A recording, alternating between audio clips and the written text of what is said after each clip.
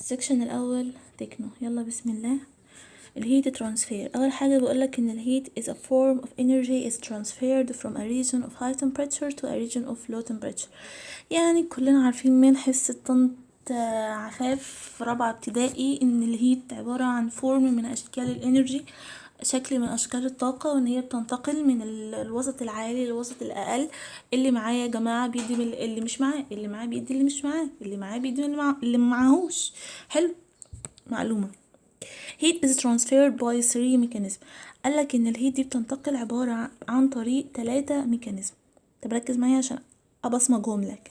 قالك الكوندكشن والكونفكشن والراديشن. الراديشن ده اشعاع، يعني في حوار الضوء والكلام ده، فده يعني الموضوع منتهي. تميز فيه ازاي في الكوندكشن والكونفكشن؟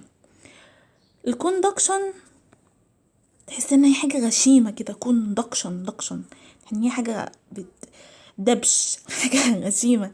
فده في حاله الصلب، المواد الصلبه، يعني ماده صلبه جنب ماده صلبه، هو بيحصل فيهم الهيت ترانسفير، يعني الحراره بتنتقل عن طريق الكوندكشن. الكونفكشن هنا عندنا حرف في كده مستخبي، وعندنا فلويد.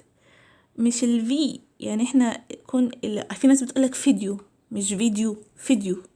والله لازم بتريق، بس انا عايزه ابصمجها لك. يعني الفي اعتبرها هي الاف، يعني كونفكشن هي كونفكشن. تمام. الفي من الاف يعني يعتبروا زي بعض، يعني في واف، ف، الفي والف. فكون فيكشن فلويد. حلو. او عايز تقولها كونفكشن، يعني ما تقولهاش قدام حد، يعني بينك وبين نفسك كده مشيها كونفكشن او كونفكشن. فدي حاله الفلويد. كوندكشن فهي تحس ان انت حاجه غشيمه كده، ده في حاله ايه؟ الصلب. والراديشن في حاله الاشعاع يعني وكده. حلو. اللي بعده رجع قالك الايكويبمنت. هيت ترانسفير ايكويبمنت، الاجهزه. ده العذاب كله. بسم الله. عندنا 3 نماذج. اول واحد single pass tubular heat exchanger. اول حاجه عايزاك تعرفها ان الاسم ده مش لله وللوطن. الاسم ده يعتبر بيوصف لك الجهاز. يعني single pass tubular انبوبي، يعني هو اصلا بيبقى عباره عن انابيب، بيبقى الجهاز عباره عن حاجه كده وحاجه كده، وفيهم انابيب ماشيه في النص. بعدي الفيد من ناحيه، الفيد دي الحاجه اللي انا بدخلها على اي جهاز وبيطلع لي من ناحيه، وبعدي الستيم من ناحيه بيطلع لي من ناحيه وكده. فعباره عن كلها عباره عن انابيب، فسميته tubular. حلو. قالك سنجل باس لاني الرقمين دول عبارة عن ايه؟ سنجل باس يعني بيعدي في ممر واحد اكسشينجر. ناخد حتة نظيفة كده ونقول واحد او ثانية نجيب هنا. ماشي. واحد او 2 4 او ايا يكن. الرقم الاول ده ليه دلالة، والرقم التاني ده ليه دلالة. الرقم الاول ده بيدل على عدد مسارات الستيم. حلو. الستيم او اللي هو بخار الماء اللي انا بدخله على الجهاز عشان اسخن بيه. الرقم التاني بيدل على عدد المسارات بتاعة الفيد. الفيد دي المادة اللي انا مدخلاها على الجهاز اللي انا عايزة اسخنها. يعني انا عندي جهاز حلو، عندي مادة عايزة اسخنها. هسخنها بايه؟ هسخنها بالستيم. ليه ما سخنهاش باي حاجة تانية؟ ليه ما احطهاش على فرن او مي، ان يكون يعني اي حاجة ليه غير الستيم. الستيم ده ارخص حاجة لان هي عبارة عن مية، بخار مية، ارخص حاجة، ومن غير غاز ومن غير كهرباء وحوارات كده. مهم يعني. فانا عندي جهاز وعندي الفيد دي الماده اللي انا عايزه اسخنها، وعندي الستيم الماده السخنه اللي بسخن بيها. طب الستيم انا عايزه انقل الحراره من الستيم، ما هو الستيم هو الاعلى في الحراره دلوقتي، للفيد بتاعي اللي انا عايزه اسخنه اللي هو الاقل في الحراره. طب انا هنقل ازاي الحراره من الستيم للفيد؟ قالك عن طريق ال3 ميكانيزم: الكوندكشن، كونفكشن، والراديشن. لو في حالة مادة صلبة بتنتقل بالكوندكشن، لو حالة مادة سايلة او فلويد بتنتقل بالكونفكشن، ولا هو ضوء او اي حاجة كده تبقى ايه؟ راديشن. حلو. اوكي. وعرفنا برضو ان اول رقم ده بيدل على عدد المسارات بتاعة الستيم، والرقم التاني بيدل على عدد المسارات بتاعة الفيد. تمام ان شاء الله. تمام. يبقى واحد اكسشينجر، عشان كده سماه سنجل باس. ليه؟ لان عدد المسارات اللي يمشي فيها الستيم مسار واحد، والفيد بيمشي برضو مسار واحد، عشان كده سماها سنجل باس. حلو. حلو. بعد كده الفيكسد هيد tubular exchange heat exchanger 1 و4 exchanger. المفروض نحفظ الحاجات دي يا جماعة، ده مش علينا، هو علينا 2 و4. 1 و4. 1 معنى كده ان الستيم هيعدي مرة واحدة، و4 ان الفيد بتاعي هيمشي في 4 مسارات. حلو. فيكسد هيد يعني راسه ناشفة. راسه ناشفة يعني ايه راسه ناشفة؟ يعني انا مبقدرش افتح دماغه. هو جهاز عبارة عن كده. دي الراس بتاعته، دي الراس. لو حصل مثلا حاطه ماده بترسب على التيوبس اللي جوه، حصل اي عطل، صدت اي حاجه ومحتاج ان انا افتح الهيد بتاعته، قال لك هنا لا ما نقدرش نفتحه، هي فيكسد هيد يعني خلاص هو اتعمل وبقى خلاص هي اسطمبه كده. فراحوا طوروه وعملوا حاجه تانية اسمها الفلوتنج هيد هيت اكسشينجر. الفلوتنج هيد يعني انا اقدر افتح دماغه وقت ما محتاج ان انا اعمل حاجه انا هقدر عادي افتح دماغه. النور قطع، الله اكبر. طيب مش مشكلة. قلنا الفلوتنج هيد هيت اكسشينجر ان انا بقدر افتح دماغه. حلو. وده احسن حاجة طبعا لان انا اقدر اصلحه، اقدر اعمل اي حاجة فيه براحتي. في منه 1 و2 وال2 و4 اكسشينجر. الدكتور قالت ان احنا لازم نعرف عن كل يعني عموما لازم تبقى مسيستم دماغك ان انت اي جهاز هتاخده المفروض تبقى عارف عنه 3 حاجات: الاسم بتاعه اللي هو يعني الاسم هنا مثلا الاسماء هي ايه؟ الاسماء هي 2 و4 فلوتنج هيت اكسشينجر. هنا 1 و4 في فيكسد هيد. 1 و1 سنجل باوس. يعني تبقى عارف الاسم، الميكانيزم. يعني ايه الميكانيزم؟ يعني لما اجيب لك او هي لما تجيب لنا بقى جهاز زي ده فانا ابقى عارفه ان ده بتاع الهيت ترانسفير، لان ناخد اجهزه كتيره تانية في الايفابوريشن والدراينج ومش عارفه ايه، فنبقى عارف كل شكل ده تبع بيعمل ايه. فاهم؟ ده الميكانيزم. والاستخدام بتاعه بستخدمه في ايه؟ يعني هنا بستخدمه ايه؟ في ان انا بعمل هيت ترانسفير يعني. سبحان الله. المهم بعد كده هنخش جاب لك بقى كل واحد هنا السنجل باس تيوبولار هيت اكسشينجر. 1 اكسشينجر. قلنا 1 ده عدد المسارات اللي بيمشيها الستيم، و1 عدد المسارات اللي بيمشيها ايه؟ الفيد. الفيد دي اي حاجة انا بدخلها عندي في الجهاز. انا مش عارفة ايه الدوشة دي كلها اللي انا عاملاها، يعني بكرر المعلومة 20,000 مرة في 20,000 سلايد. اوكي. هنا فيكسد هيد يعني ده برضو تبع اللي هو فيكسد هيد. فيكسد هيد. فيكسد هيد. ايه الهيد؟ دي الهيد. دي الهيد بتاعته. فيكسد هيد يعني انا مقدرش افكه. طب ازاي اعرف من الرسمة ان هو فيكسد ولا فلوتنج؟ اوريك. ده برضو فيكسد من غير ما اعرف اسمه. ده هو فيكسد برضو. بص ده الفلوتنج عرفت ازاي؟ من هنا اهو. هنا اهو هعمل لك زوم على اي واحده فيهم هيطيع. كنت عارفه انه هيعمل الحركه دي اهي. هنا عندك شايف الحته البرتقاني دي اهي، في جوه يعني مفصوله. يعني انا عملت هناك كانت عباره عن كده بس، هنا عباره عن كده وهي جواها حاجه تاني. فهي من الحته الصفرة دي، من الحته الصفرة دي انا عرفت ان هي مش فيكسد هيد. من هنا هما بيعرفوا يفكوا الحته دي.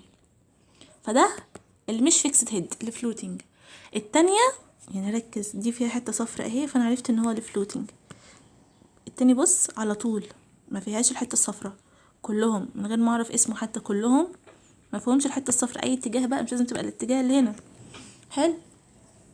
طيب خلينا في اول جهاز يا جماعه واحده واحده. يبقى الفيد الحاجه اللي انا بدخلها دخلتها من هنا، رميتها هنا، هي لقيت قدامها ايه؟ مسارات، تيوبس، فمشيت فيها. مشيت فيها كلها. مشيت مسار، ما تقوليش انا 4 مشيت 4 مسارات، هي لا مشيت اتجاه واحد. هي احنا اتجاه واحد مشيت كلها شمال. تمام. بعد ما كلها وصلت هنا يعني كله عدى وجا هنا راحت خرجت اوتلت، خرجت. يبقى هي مشيت كام مرة؟ يعني مشيت في كام اتجاه؟ واحد. ده الفيد بتاعي.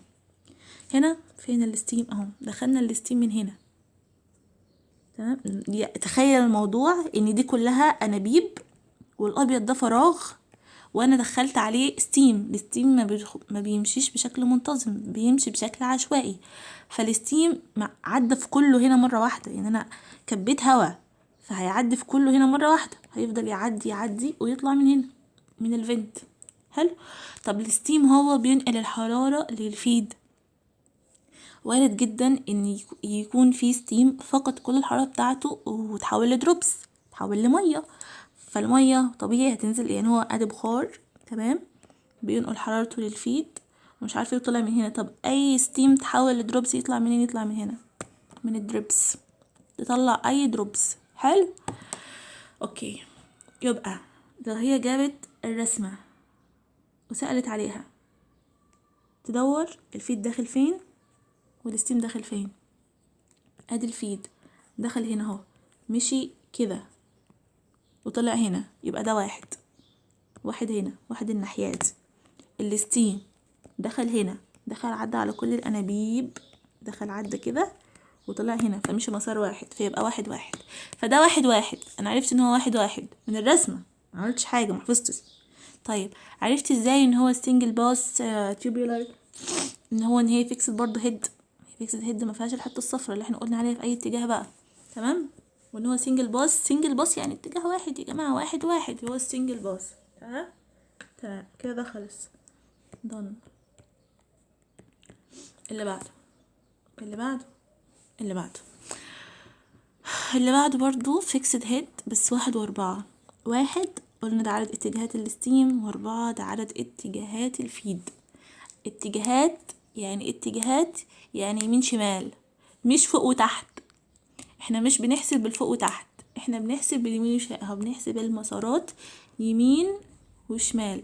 فوق وتحت دي معناه مش بنحسبها.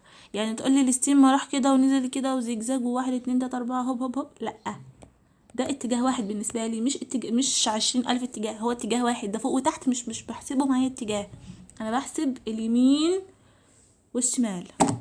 اوكي.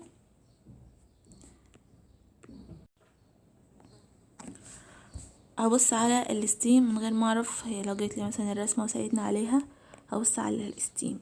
انا اول حاجه الستيم ماشي عدى هنا في الانابيب. ليه ما مشيش كده؟ عشان هنا حاطه حديده سوداء اهي، اسمها ايه؟ بافلتس.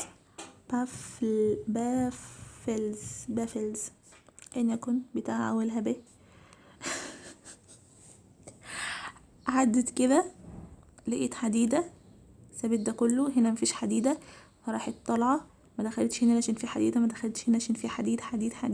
لقيت هنا مسار فاضي، راحت مكملة في حديد، راحت هنا لقيت مسار فاضي طلعت، وهنا برضو كذلك، وهنا برضو مفيش حديدة. عامل زي السلم والتعبان اللي هو تدور على مسار مفيهوش حاجة عشان يعرف يعدي. هو كده مشي كام مسار الستيم؟ غبية اللي بتقول إيه 1 2 3 4 6. لا حبيبي، هو 1. ليه؟ قلنا اللي فوق واللي تحت ما بنحسبوش اتجاه، بنحسبه يمين وشمال بس. هو مش يمين وشمال، لا، هو مشي مسار واحد. هو مشي في الاول والاخر، هو كان هنا ووصل هنا، كان شمال وبقى يمين، فهو مشي 1. حلو. طيب الفيد بتاعنا، يعني انا اقنعك ان هو 4. ادي انا دلوقتي دخلت الفيد بتاعي، مشي كده. ليه مشي كده؟ كان هيمشي، هو على عينه ان هو يمشي هنا كله عادي، بس هو لقي هنا حديدة منعته، فراح داخل من هنا وراح مكمل جاي يمشي كده، راح لقي برضه حديدة تانية صدته، فراح راجع ماشي كده جاي يكمل، لقي برضه حديدة، وراح مكمل كده لحد ما جاي هنا برضو حديدة، راح مكمل هنا، مكمل لحد ما خرج. تمام. طب حلو قوي. انت لما دخلته من هنا مش ادي كده 1 ان هو راح من الشمال لليمين، اين يكون من يمين للشمال، كده 2، كده 3، كده 4 وخرج. فكده انا الفيد بتاعي مشي كم مرة من اليمين للشمال او من الشمال لليمين؟ 4 مرات. فكده رحت مسمية الجهاز 1 4 اكستشينجر. حلو. عشان لو جابت الشكل تتتبع الستيم وتتتبع الفيد وتعرف هو من كام لكام.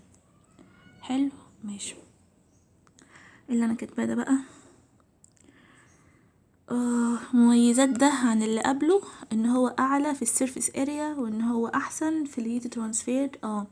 هنا بقى ان انا مشيت المسار اكتر من مرة، فانا كده زودت السيرفيس اريا اللي بيمشي فيها الفيد، فبالتالي هو احسن في الهيت ترانسفير.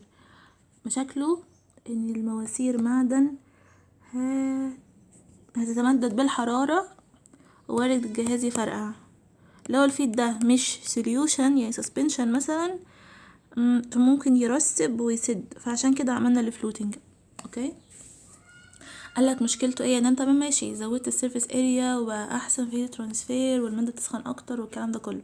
طب ايه مشاكله؟ مشاكله ان احنا قلنا ان هو فيكسد هيد، يعني حصل اي مشاكل هنا انا مش هعرف اصلحه، وبالذات كمان بالحراره. المواسير دي معدن، واحنا عارفين ان اي معدن بالحراره بيتمدد، فلو حصل ان انا بحط درجات عاليه جدا من الحراره فالمواسير دي ممكن تتمدد، وممكن وارد ان الجهاز يفرقع لان هو مقفول. فعشان كده راحوا عملوا الفلوتنج هيد، الراس اللي انا بعرف افتحها اصلح المواسير. كمان لو حط فيد سسبنشن او فيها بارتكلز او اي حاجه مثلا بترسب، فممكن ترسب على المواسير ومره ورا مره المواسير تصدي يحصل فيها مشاكل، فما بعرفش اتصرف، يعني بعمل جهاز تاني ليه. فعشان كده عملوا الفلوتنج هيد اللي انا ينفع افتحه. ده ايه ده؟ ده هو هنا بيفهمك ان انا دخلت الفيد من هنا ومشي هنا ومشي هنا ومشي هنا ومشي هنا، وعشان كده اول بقى 4 مرات، وان الستيم عدى كده كده كده كده، واحنا مش بنحسب اللي فوق واللي تحت، فهي مرة دي. ده الجهاز اللي قبله يا جماعة، هو. طيب اخر واحد. اوكي هانت. ده اخر واحد معانا، الفلوتنج هيد. يعني فلوتنج هيد ان انا بفتح دماغه عادي، 1 و2 او 2 و4 اهو، راسه بتتفك عادي زي ايه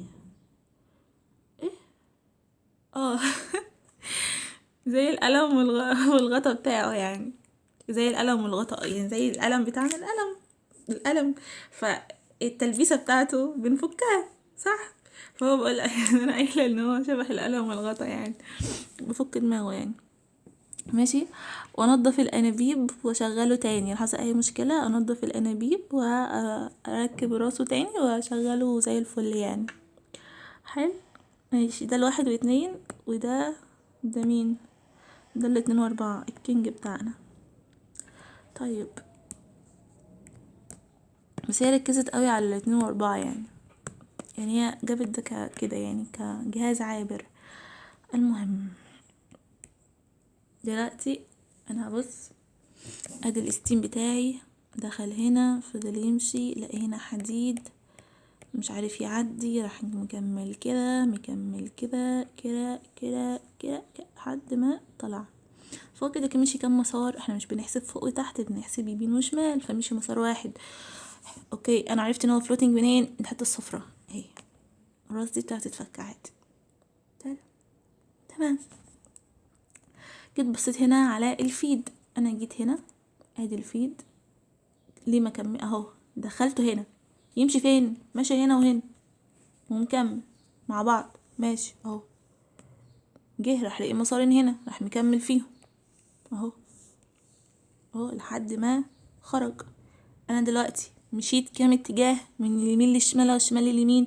انا لما ثواني انا دخلته هنا اهو، راح هو داخل هنا وهنا. حلو.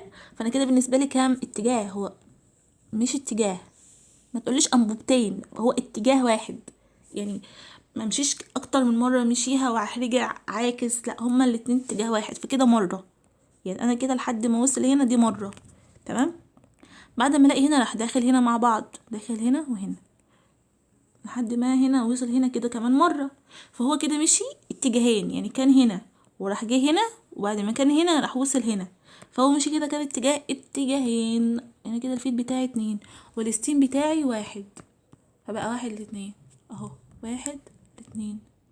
حلو، يا رب تكون واصلة. ماشي.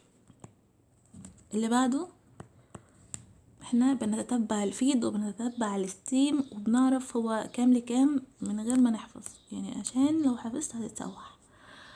اوكي طيب فين الستيم؟ ادي الستيم. بسم الله الرحمن الرحيم. ايه ده؟ انا مزولاني النقط المحطوطه دي.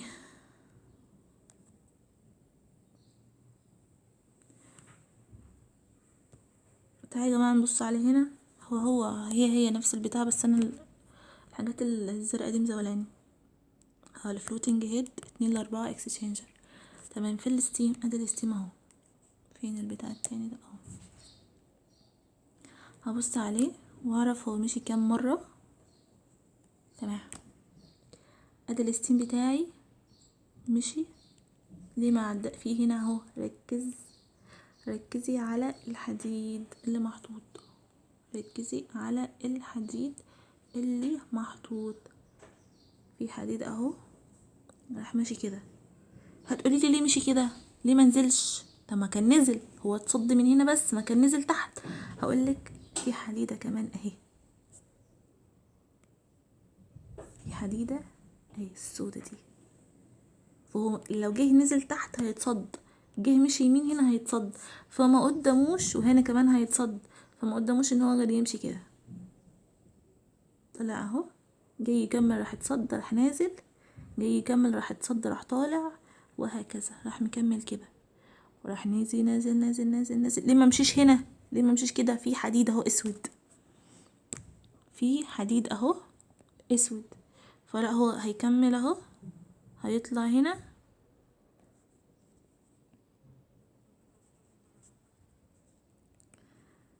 اوكي، هيكمل كده كده كده كده كده كده لحد ما يخرج. طيب الستيم بقى مشي كام مسار؟ كام مسار؟ 2، لان هو كان هنا وصل هنا، ولما كان هنا اهو راح وصل كده، فانا كده الستيم بتاعي مشي 2 اهو 2.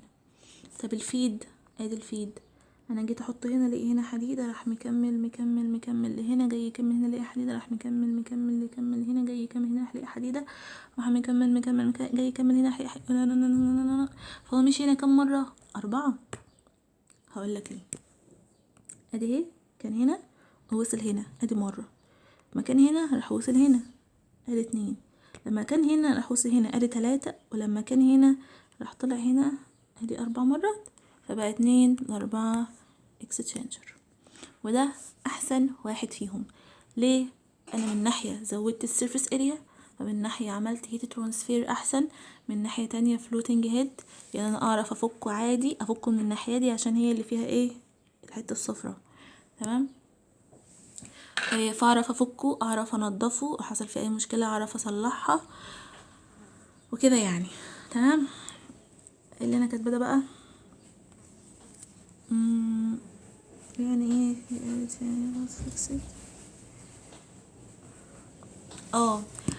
إيه لو جابت الرسمة دي وقالت ان الجهاز اللي قدامك ده عبارة عن فيكسد هيد هيت ترانسفير، هتقول غلط. ليه؟ لان احنا قلنا هتبص هنا، هتبص على الجوانب، مش لازم الناحية دي، يعني هي ممكن تعكسها، بس اعتقد ان هي مش تعمل حاجة شبه كده. لو كلها برتقاني فده فيكسد، لو في جزء اصفر فده فلوتنج. فلو جابت ده وقالت ان ده فيكسد فولس او ترو يعني، فهتبقى فولس. لا ده فلوتنج. حلو. طيب ممكن تجيبه هنا مثلا وتلخبط فيه حاجة او تعمل فيه حاجة، تقولك find the mistake، يعني في هنا غلطة شوفها هي ايه وصلحها لي. هي قالت مثلا، هي قالت في الريك انه لو ان هي جابت هنا مثلا حطت حديدة في اي اتجاه من الاتجاهات اللي بيمشي فيها الستيم، هيبقى مشكلة. انا كده قفلته. يعني انا مثلا لو هو فضل يمشي ورحت حاطه له حديدة هنا، طب ما انا كده سديت عليه كل الطرق، يعني هيروح فين الراجل؟ فهي قالت لو انا حطيت لك اي بافل في اي حتة، يعني غير في المسارات الطبيعية المفروض يعدي فيها الستيم، فده مستيك. المفروض ان احنا هنعلم عليها ونصلحها، ان احنا نقول مش عارفه نصلحها ازاي صراحه، ان احنا كده مش هنرسم، بس ايا يكن خلي عندك المبدأ وزي ما تيجي هنتصرف. فلو حطيت هنا اي حديده فاحنا ايه هنقول ان دي غلط وهنصلحها. ماشي.